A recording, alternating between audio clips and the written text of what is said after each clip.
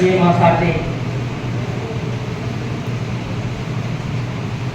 प्रिय भैया बहनों, जैसा कि आप जानते हैं भारतवर्ष में प्रत्येक दिन किसी न किसी महापुरुष का जन्मोत्सव, जयंती और पर्व मनाया जाता रहता है। इसी क्रम में आज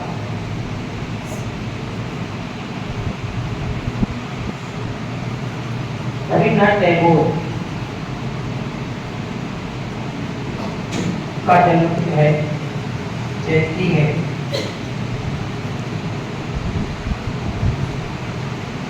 आपका जन्म 7 मई 1861 को जब हमारा देश गुलामी की जंजीरों में जकड़ा हुआ था, उस समय आपका जन्म हुआ था और पूरा जीवन भी लगभग गुलामी में जीता है। आपने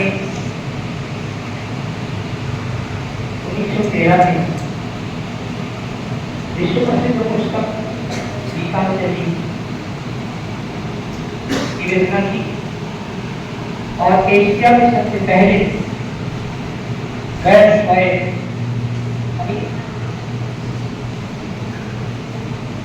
श्वेत और काले ऐसे गुलामी के समय में दोनों पत्नी हम भारतीय एशिया के रहने वाले और जो इंग्लैंड, जर्मनी, जापान, अमेरिका में रहने वाले श्वेत लोग एशिया के पहले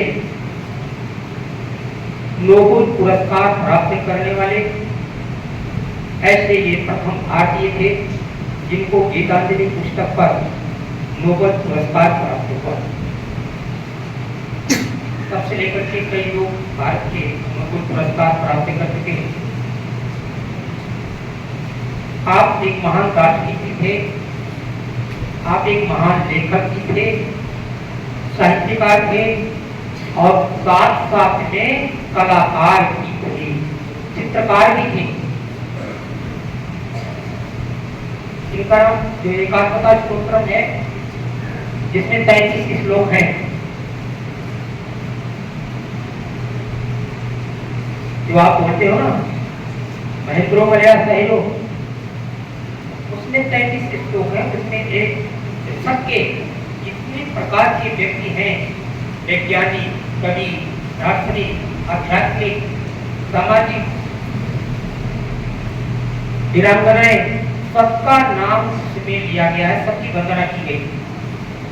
ऐसे रवि वर्मा भारत खंडे भाग्य चंद्र से भूपति कलाम ख्याता मंजरीय सदैव।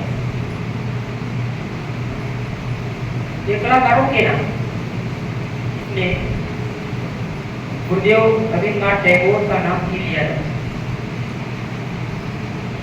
एक प्रमुख बात आपको बताता हूं, जो राष्ट्रगान की रचना हुई, राष्ट्रगान अपने देश का और बांग्लादेश का दोनों की रचना रविन्द्रनाथ टैगोर ने। कब की है? हमारे कुछ कवि अपने देश के, वो कहते हैं इस राष्ट्रगान की रचना उस समय की है जब जॉर्ज पंजब इंग्लैंड का किंग राजा जब भारत आया था पहली बार, तो उस समय इसकी रचना की गई थी और उसके स्वागत में ये गीत गाया गया था।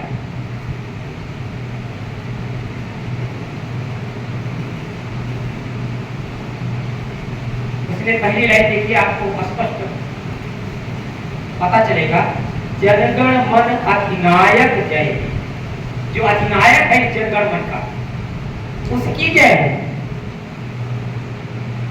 भारत भाग्य विधाता, जो भारत का भाग्य विधाता है।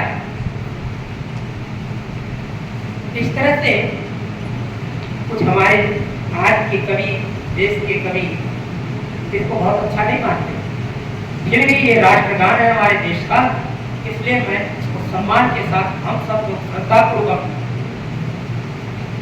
लय से मन से इसको गाते हैं। आज उनकी जयंती है, महान दार्शनिक है। और एक काम किया, एक विश्वविद्यालय की रचना की, रचना नहीं, एक विश्वविद्यालय की स्थापना की। कौन सा, किसी को मालूम? रविन्द्रनाथ टैगोर ने एक विश्वविद्यालय की स्थापना की। किसी को मालूम? विश्व भारती। आप क्या बोलते हैं? नहीं, हो सकता है मेरा गलत हो, बोलो जल्दी से। बहन जी,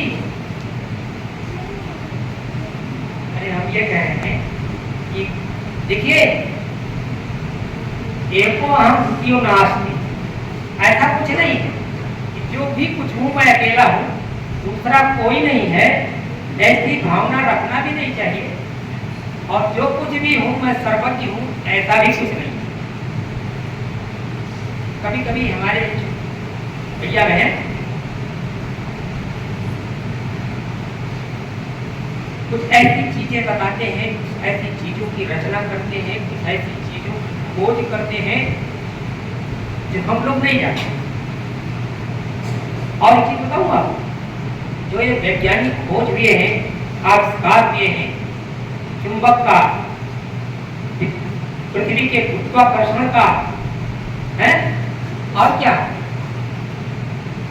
और घर्षण बल का, घर्षण विद्युत का, रेडियो का, टेलीविजन का, बल्ब का, सबका आविष्कार किसने किया है?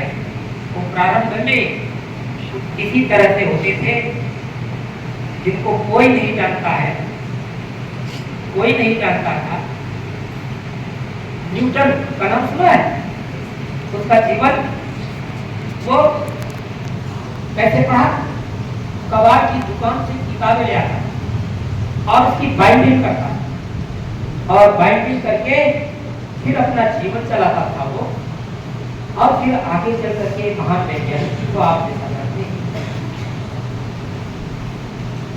कोई काम असंभव नहीं है। मन से, लगन से, आत्मबल से जो लगते हैं उनको सफलता मिलती है। एक अयोध्या जनपद में एक कस्बा है, ब्लॉक है बया बाजार। उसमें एक व्यक्ति, एक भैया था, वो IAS परीक्षा को पास किया। गांव का बहुत गरीब, उससे जब पूछा गया, तुम्हारे घर में बिजली नहीं? बिजली गांव में नहीं थी, घर की बात ही है, बिजली नहीं है, रहने की बहुत अच्छी व्यवस्था, झोपड़पट्टी, कच्चे मकान, कपड़े, मिट्टी की दीवार। कैसे आपने इतनी बड़ी परीक्षा पास कर, कैसे पढ़ते? तो वो बालक बताया कि गांव में एक जगह रोड लाइन, उसके नीचे बैठकर मैं पढ़ लेता, और जो वो चारपाई होती थी, वो नारियल की एक रस्सी होती है ना, सब लोग जानते हैं, और एक रस्सी, ये जो बड़े बड़े प्राध्यापक जिसको कहते हो, गन्ने के, जैसे राहुल गांधी कहते गन्ने के पेड़ की जैसे नीचे गेंदे का पेड़, उसकी एक रस्सी बनती, मूंज की रस्सी, और बड़ी खुली, उसको आप बिना कुछ बिछाए उस पर लेट नहीं सकते, चुभता है। उसकी बिनी हुई चारपाई पर खाट पर वो लेटता था। क्यों जानती है कि वो चुभेगा तो मुझे नींद नहीं आएगी, जो नींद नहीं आएगी तो मैं पढ़ता हूं। इतनी लगन जब इसके अंदर होती है तो वो सब कुछ प्राप्त करता है। वो जो प्रश्न करते थे ना स्वामी विवेकानंद, रामकृष्ण के भगवान का दर्शन कब कराओ, और इसी स्वर पर उनको गुरु माना कि आप मुझे भगवान का दर्शन करें। गुरु की तलाश में थे, और उस गुरु की तलाश में थे जो मुझे भगवान का दर्शन कराए। आज तक चलते चलते रामकृष्ण परमहंस ने ये स्वीकार किया कि भाई आपको गुरु का दर्शन करा, वो भगवान का दर्शन करा। 1 महीना बीता, कितना वादा किया गुरु जी से कि भगवान का दर्शन कब कराओ। 1 महीना बीत गया, आप बोल ही नहीं रहे हो। आप करा देंगे, धैर्य रखिए। 2 महीना, 4 महीना बीत गया, 1 वर्ष बीत गया, आप बेवकूफ बना रहे हो उनको। आप मुझसे वादा किया है कि मैं भगवान का प्रत्यक्ष दर्शन कराऊंगा। उस दिन रामकृष्ण परमहंस ने विवेकानंद को अपने साथ ले गए नदी के किनारे और कहा इसमें करो, नदी में प्रवेश करो, अपना भी नदी में साथ साथ प्रवेश कर और काश में डुबकी लगाओ।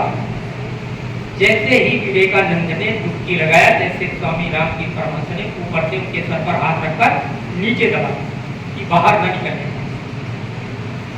कुछ देर तक तो सहते रहे, जब सांस फूलने लगी तो छटपटा करके बाहर निकले। कहे विचित्र गुरु है आप, मुझे मार डालना चाहते हैं क्या? हम डुबकी लगाए, ऊपर से दबाव बना दिया आपने, निकलने नहीं दे रहे हैं। बहुत नाराज आपा खो दिया, इतने नाराज। फिर भी राम की परमहंस कहे नहीं और स्वामी विवेकानंद के साथ बाहर और आपस में कहा सुनी हो रही। आज तो हम दुनिया से विदा हो जाते। फिर राम की परमहंस ने कहा कि पानी के अंदर जब हम ऊपर से आपको दबाए थे तो आपको कितनी छटपटाहट होती और आप पूरी ताकत से पानी के बाहर निकलने का प्रयास कर रहे, हर संभव प्रयास कर रहे, आकुल थे आप बाहर निकलने के लिए पानी। इसी तरह से जब आपको ईश्वर को प्राप्त करने की इतनी आकुलता होगी तब आपको भगवान मिल जाएंगे, प्रत्यक्ष दर्शन। इसी तरह से एक लक्ष्य पर इतने समर्पण भाव से जब आप आगे बढ़ेंगे, अगल बगल आगे पीछे कुछ नहीं, केवल मेरा लक्ष्य है, तब आप सफल हो जाएंगे और जो चाहेंगे वो आपको प्राप्त हो। बाकी दुनिया में बहुत कुछ करने को है, करते नहीं है लोग, कुछ कहना नहीं। आज के दिन एक महान दार्शनिक के जीवन से हम सब लोग उनके बताए हुए मार्ग पर चलने के लिए संकल्प लेते हैं। एक बार सभी को हार्दिक बधाई।